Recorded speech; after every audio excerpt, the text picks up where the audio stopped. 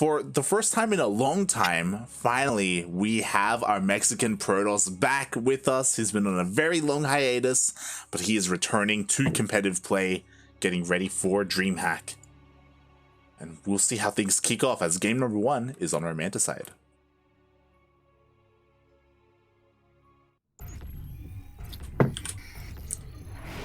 And here we go. In the very first semifinals of Sentimiento Latino number 104, we have the Peruvian Zerg player. He is red. He is representing himself as this man. It's crazy. He is teamless. It is Ryu.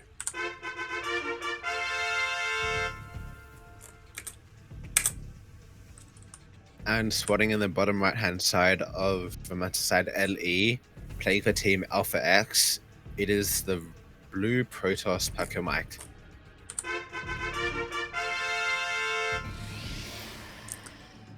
Fun fact, his IRL name, it's not Paco and it's not Mike.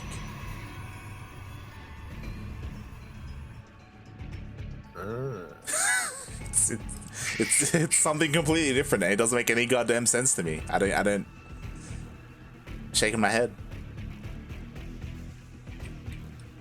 Shaking my goddamn head. As we do see a hatch first opener going out from Ryu. Pretty much the standard hatch gas pool, it looks like. Yeah, this is what we expect from Ryu. He's not like the Zerg Lord.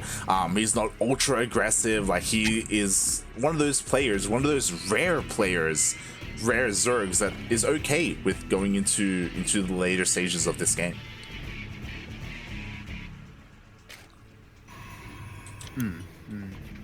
And same with the Pacomike.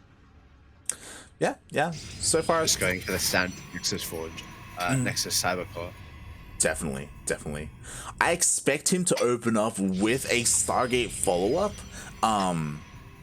You were asking me before about, like, does Pacomike have anything else up his sleeve, up his arsenal? And I mean, he does. He can whip out Glaive Adepts from time to time, but on a map like Romanticide, I feel like you want to get into like that Sky Toss, right?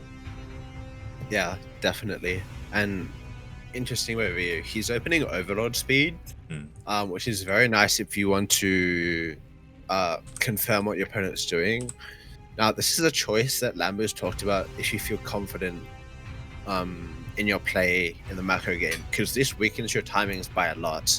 Like, it doesn't sound like much, but the extra 100 gas and 100 minerals means that your economy is quite delayed compared to non-overlord speed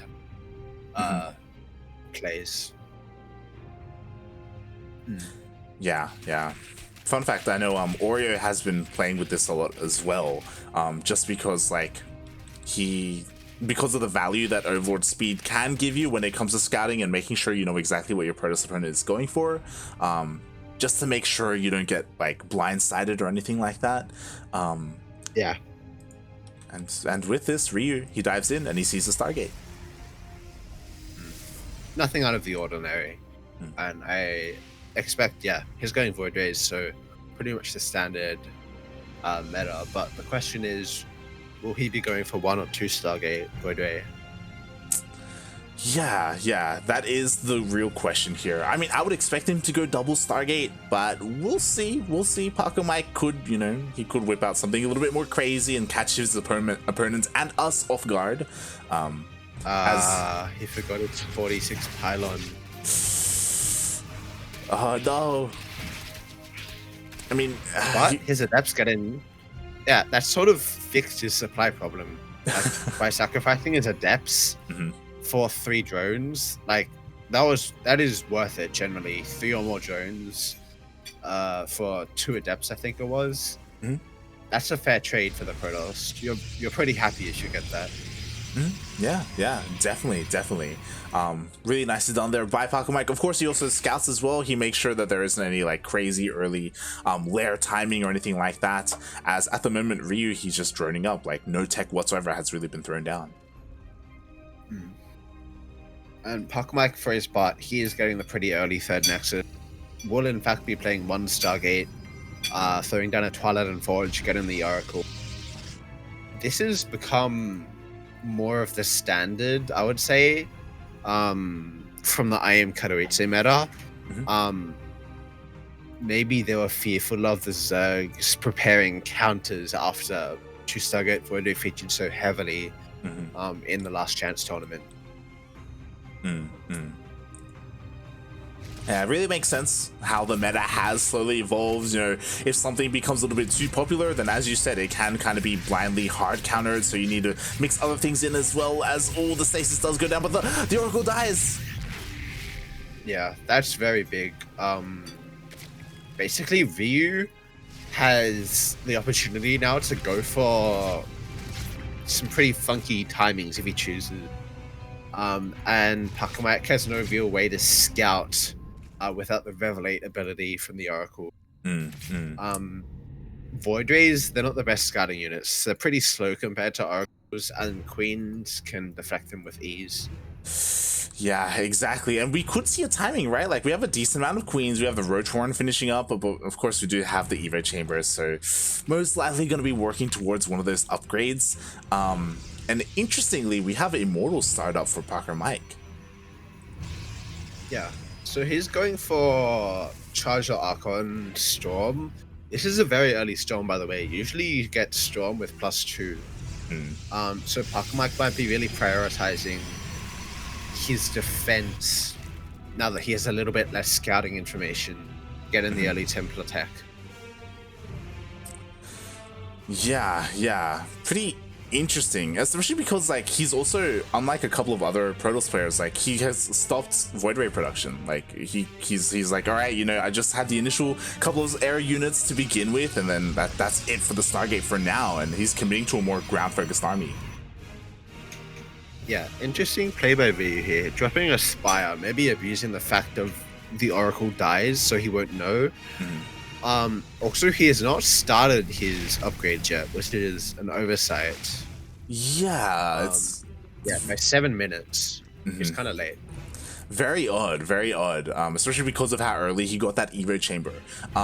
So it's a bit of a shame. It's a bit of a shame that he is forgetting it for now. What's interesting, what I found a little bit interesting is that the Spire placement. It's in the middle of the mineral line. I quite enjoy it. It's going to be a little bit weird for Pacomike to try and scout that, so he has no idea. And I would love it if he goes into mutas. Like, this is a very like Jim Rising way to play it. Yeah, definitely.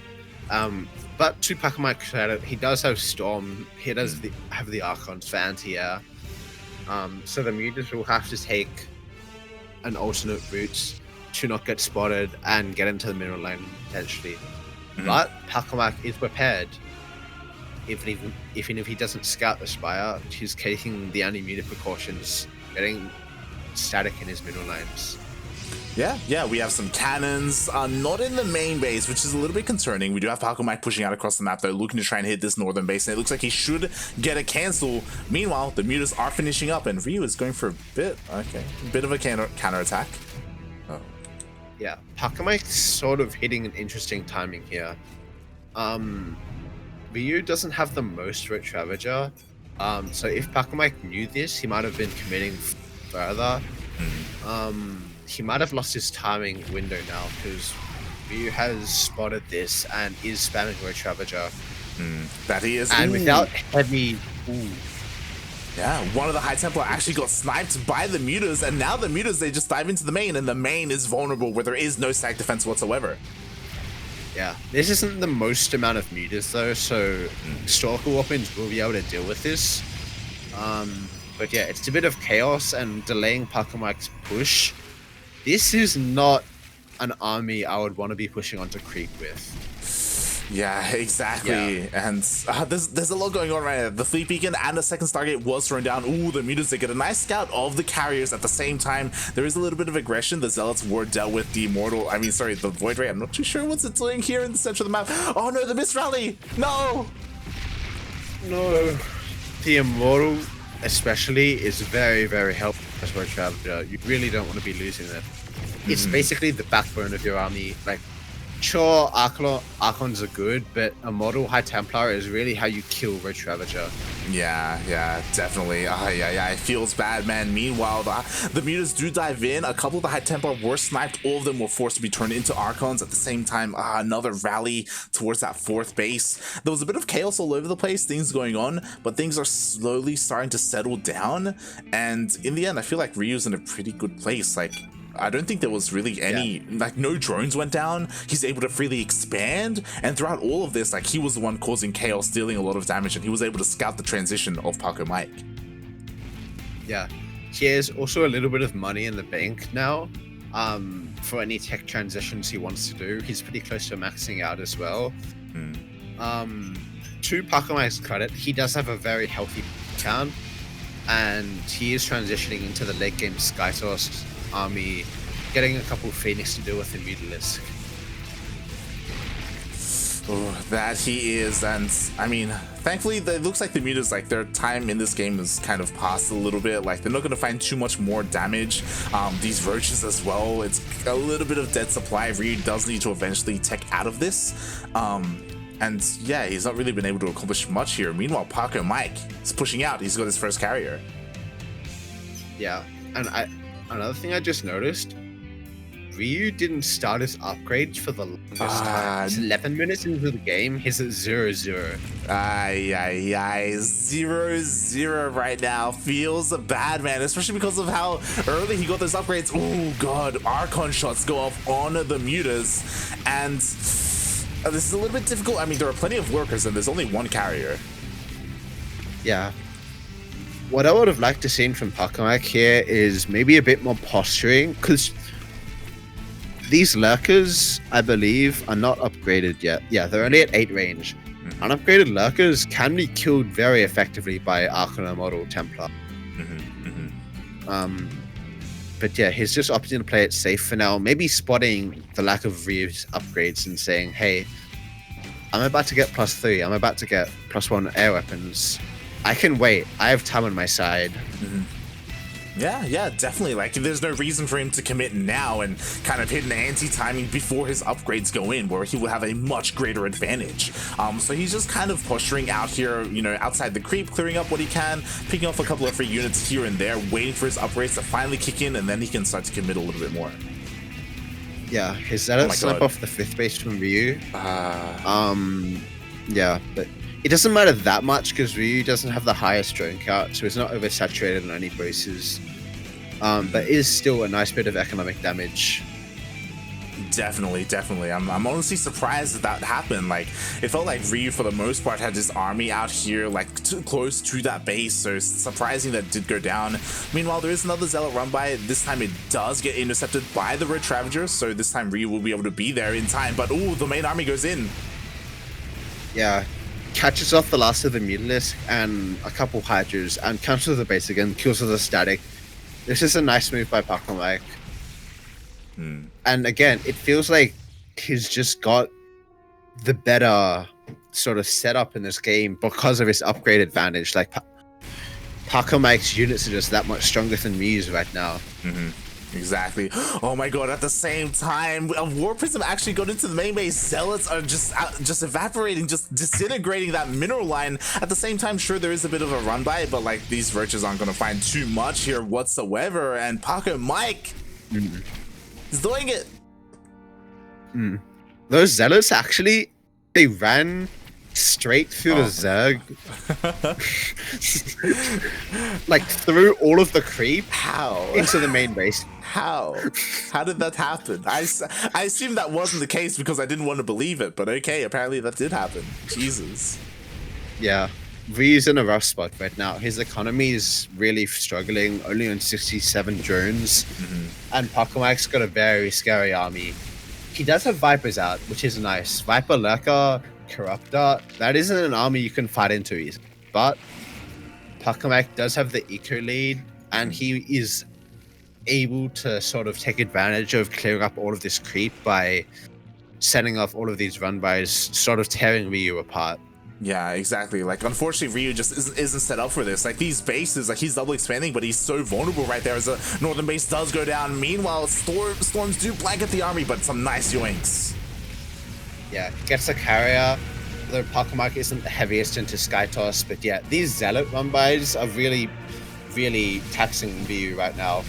He doesn't have that enough army to really split effectively and taking a lot of damage. Oh, nice banning clouds, but Pacomike is committing onto this and looks like he will be able to push through the Lurker line, although there is no detection. Oh yeah, I was about to say he doesn't have any detection whatsoever, so he had the units, he had the army to push forward, but just barely doesn't have the ability to see those lurkers, so Ryu just barely able to hold on. Yeah, although I will say, a trade like that, even if it wasn't the best, is still a good trade for Pacomike. He has a better economy, and he is remaxing on a better, more sophisticated army. Yeah, exactly. And on top of that, like, he traded well in the sense that he killed all the Vipers. The Viper count was reset, and that's going to be huge for the upcoming fight. And we can see this reflected in the sky. Pacomike has a nice, healthy gas bank. He's remaxing very clicky. Meanwhile, Ryu's struggling. Like, he's just in 160 supply. He's forced to replace his Vipers without any energy. And is sort of just barely holding right now. Yeah. I mean, Ryu, he's only just getting his 5th base up and running. Like, he's been trying for so long. He just hasn't been able to do so. Meanwhile, we have Pacomike taking, what is this, his 6th, his 7th base? Like, Jesus Christ, like, he's just out of control in terms of the economy. He already has a massive bank, he's maxed out, he's working towards those carriers. To be fair, Ryu has a decent amount of corruptors to help contend against those carriers, but oh god. Ooh, nice Lurker Barrow there. Nice. He does zone Pacomike's army, but at the same time, he is setting another Zealot Archon Force. Without the static ready, he will be able to, Wow. GG, Pacomike pulling apart Ryu. Something I did not expect to ever say. Wow. And I think that comes back to just Pacomike being able to trade so much better with his upgrade lead. Definitely. As well as the constant Zealot run-bys to get economic damage onto Ryu. Yeah, it's just I'm just so surprised because Pacomike, to me, he's a player who, again, is very known for his Stargate play, very known for his Skytoss. That's kind of what he does, but he really switched gears here, just focusing on that ground army instead, focusing on all those run-bys on the counterattacks, and usually it's Ryu who's pulling apart his opponents, but this time, it was a reversal of roles. And so is the score currently 1-0? Yeah. For Pacomike? Yeah. Wow. That was game number 1. Meanwhile, thank you so much, Jim Rising, for sending a bunch of your viewers our way. I do see a lot of people here spamming Jim OP, Jim Arming, Jimena's people están aquí. We really appreciate it. Bienvenidos todos. Aquí estamos casteando en inglés. Sí sabemos un poco de español, pero no mucho. Again, congratulations to Jim Rising for taking down the Zerg Lord in the manner that he did, in a pretty disgusting manner, to be honest. But we can't wait to get into him in the upper semis. But before that, we've got a different Mexican Protoss here that we have to cheer for. I'm not sure Jim's chat would cheer so much for Protoss. It's true. It's very true. Oh god.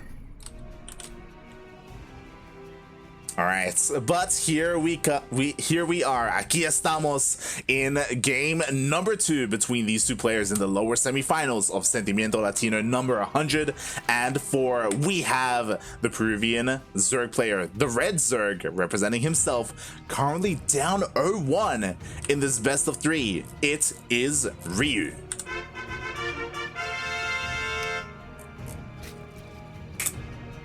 And spawning in the top left-hand corner of Death Aura LE, currently up 1-0 in the series, showcasing some very solid macro play. It is Alpha X's Pacomike.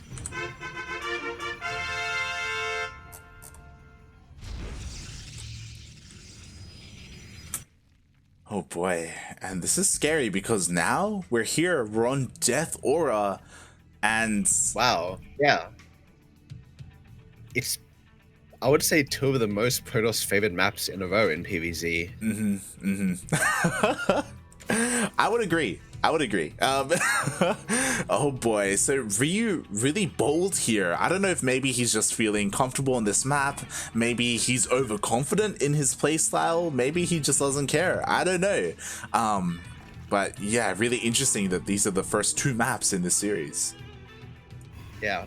Death Aura is of course known for its very defensible chokes. Only 3 entrances into 4 bases, and 2 of them are ramps. So you can very easily get up to the Skytos army, which is so hard for Zerg to deal with, camping on 4 bases. Oh yeah, I've seen Zest many times on both Romanticide and Death Aura, mate. You just get your wall up and running all over the place. You just turtle up, get up to 4 bases nice and beautifully, and then get into those carriers. And that's what I expect to see from Pacomike, but we'll see what Ryu plans to go for here in this game, as this time he does not go Pneumatized Carapace first. Interesting. So yeah, Reynor made a lurker timing look quite strong in this map actually though. Getting into that 4th base, getting on top of it. We'll have to see if Ryu, because he might not be that kind of player to do a strong push like that. Oh my god. Yeah, I'm really curious as well, especially because yeah, oh no, mate, DTs question mark, right? I'm not sure. Pacomike's only mining from 1 gas geyser each in the main. True. So this looks more likely to be glazed. Yeah, I'm a little bit very curious. I'm a little bit disappointed. This probe was out here. I was hoping a pylon would be thrown down. The pylon does get thrown down. Yeah. Oh, charge. I was not expecting that. Huh. Okay. So yeah, this will most likely be a proxy gate. I'm curious to why he's still mining gas then, because you don't need the gas for anything else with this build. Yeah, I was gonna say that because there were only like 1 probe in each gas, like I guess it was a little bit indicative that, you know, there wasn't a mass. Oh my god, and the proxy does get scouted. Wow. Very nice scouting, very nice. And Pacomike, he's not giving up on this plan. He's sending the Adept across to defend the pylon. He does have a probe there, so he might be able to repower this, but Ryu, after seeing this, he knows it's most likely not going to be Stargate play. Exactly. He already has that information, as he does delay the gateway, but as you said, you know, we do have another pylon being thrown down. But Ryu, he's sending more lings. Can he get the Adept? 1 more. Does get the Adept, and yeah, Ryu is getting his 3 spores, maybe expecting DTs, getting a Roach Warren. Wow, 4 spores. Oh my god. Yo, Interesting. He does not want to die. He doesn't DTs. know. And yeah, why did Pacomike get 4 gases if he's just doing a charge lot all in? Ooh. Double stack. Because he's not going for a charge lot all in. That's what? It's like he's going at it like in the reverse way, right? Normally you go double Stargate and then you get charge. I have to wonder if this is a response to being scouted, right? Yeah, this is definitely a response to being scouted, like, and it's quite a clever one, because you know your opponent is going to be massing roaches in response to this charge all in, and he is targeting down the queens in anticipation for his Void Ray switch. I love this because, again, like, he's already killed 2 queens. He's trying to kill the 3rd one. Can he get it? Oh, just barely gets it. Yeah. So yeah, he's not in the best position, but he did get quite a bit of damage done on the anti-air front. And most importantly, Ryu has no idea of follow-up right now. He will be able to get an idea soon, but yeah, he doesn't have like an Evo chamber on the way. I guess he's got the lair, so he might be able to go into Hydralisk, but yeah, this Void Rage switch will catch him off guard. Yeah, it's very, very unexpected. I just love this because Pacomike, he's not really known like for having the biggest brain. I'll be real here. so it's really cool. Like after being, you know, having some time off, you know, after resting up, like he kind of comes in here with a bit of a fresh mind, and we'll see if this works out for him here against Ryu, right? Yeah. Like this switch. And I have to say, like, for the position Ryu got himself in, he really doesn't have that big of a drone lead. Ooh, 3 Overseer, Drop-a-Lord cocoons. Interesting. So he's gonna be going for some Drop-a-Lord play. This does get oh no, he didn't see it. He doesn't know. And Pacomike's going straight for the fleet beacon. However, he does have charge. He does have a lot of gateways, so he will have the option to transition into a ground army fast if he does catch wind of this play.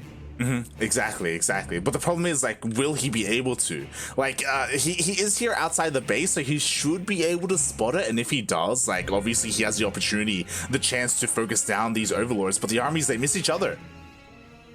Yeah, and Reed doesn't have anything to defend at home versus these void rays. This is one of the problems with the German taxi. Well, this isn't the German taxi, but Drop-a-Lord's going across the map. If you go for a sort of Nidus play, you can go back and defend, but now he's on 3 bases, and this is quite an all-in attack. However, Pacomike, without Ryu defending, he knows something's coming. Yeah, well, he should know, and he is coming back home, but the army, the attack is already here. It looks like Pacomike will be able to catch the tail end of this, but the Roach Ravager is hitting the 3rd base. The Queens are being dropped off by those Drop-a-Lords, and we do have a couple of Zealots being morphed in. Pacomike, he can go for a bit of surround. Very nice surround by the Zealots. However, the Ravager bios are zoning out the Void Rays. He is trying to take down the Queens, but plenty of transfuser energy. Oh no, but he has 1 Overlord stuck in the transport. I mean, 1 Queen. Yeah, 1 Queen is stuck in the Overlord, and that could be it for Ryu, because the Queens are starting to go down, and once they do, like the Void Rays, they can clean up. Yeah, that was quite a big oversight by Ryu. He does get the 3rd base, so it's not as bad. But the problem is his Queen count's completely reset. He doesn't have a Hydrogen. Oh, he does have a Hydrogen. Never mind. Yeah, like this is okay, I think, because he was able to kill the base. If he gets enough time to get enough Hydras out, then he will be able to hold on. He has plenty of spores from earlier because of that, like, DT defense, but oh god. I mean, the spores, yeah, they go down. The Hydras will be able to defend, but at what cost? He might be able to get the lair. Oh. The transfuses, they're not enough, and the lair goes down.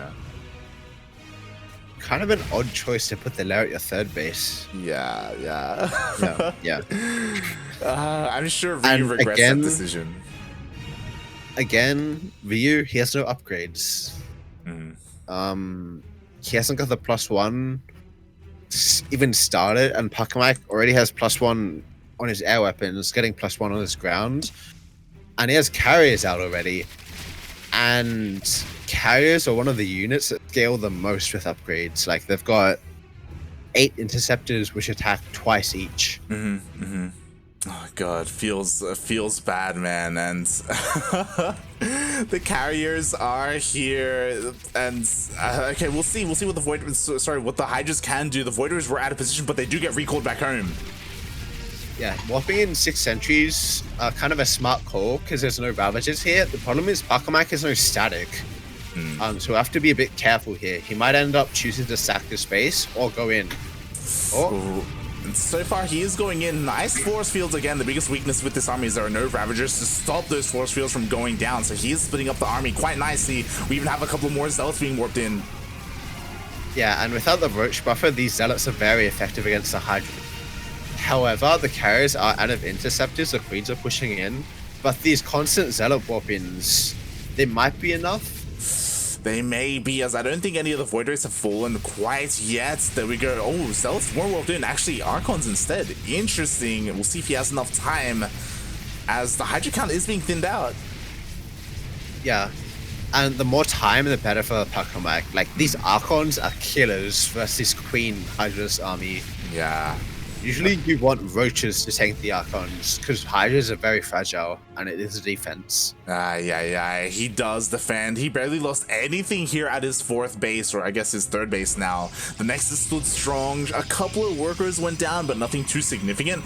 And this was pretty impressive, especially since Pacomike didn't have any stack defense whatsoever. Just now he realizes he doesn't have +1 going, and at a similar time to last game, the 11-minute missile upgrade timing. Ryu, please, +1 would have helped so much there. It could have changed everything, really, just because it would have affected, of course, the Hydras and the Queens both. Yeah, and now Pacomike's army looks very menacing, getting +2, getting Storm. And Ryu, he doesn't have the sort of economy you want going into a late game, like those 80-90 drone counts, and he doesn't have a 5th base already. He's just working on that now, so he doesn't have the sort of economy lead you want as Zerg to be able to transition into a late game composition of maybe Corruptor Viper, Lurker, for example. Getting Infestors though. Yeah, that he is, which I mean could change anything, right? Everything, depending on how he utilizes those infestors. I think what's interesting and what's really cool is that because of the creep spread, Ryu has been able to delay the 4th base of Pacomike for a very long time. So Pacomike has been stuck on 3 bases for the majority of for all of this game.